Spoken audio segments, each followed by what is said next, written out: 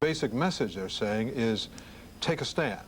If you have information, share it with us. Cut off the activities of the people who are operating in your countries. And the message includes, we are in this together. We're in it for the long haul. And down the road, there may be some things that we have to do.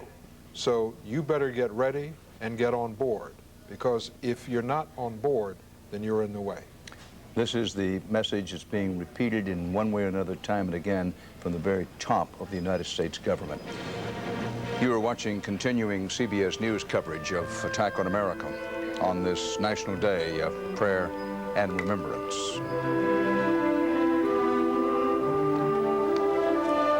Two 2:30 p.m. in the Eastern Time Zone of the United States of America. This is CBS News continuing coverage of the attack on America. Dan Rather with Ed Bradley here, Bob Schieffer, John Roberts, David Martin, and others in Washington. Here are the headlines of the hour. After a flight from Washington, President Bush is expected to arrive soon here in New York City.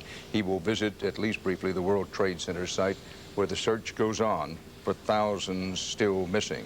The confirmed death toll in all of Tuesday's attacks is now approaching 600. During services for the victims at Washington's National Cathedral, President Bush vowed to, quote, answer these attacks and rid the world of evil, unquote. The U.S. military, with the president's approval now, is calling up 35,000 reservists.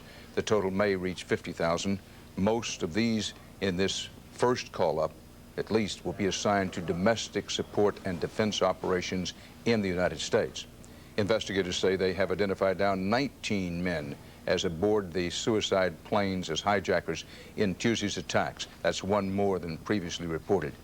But in a possible setback for the investigation, officials say a badly damaged cockpit voice recorder from the jet that hit the Pentagon may not yield as much useful information as they'd hoped, but that's not yet certain. Now let's go to John Frankel in Lower Manhattan covering the rescue and recovery operation. John?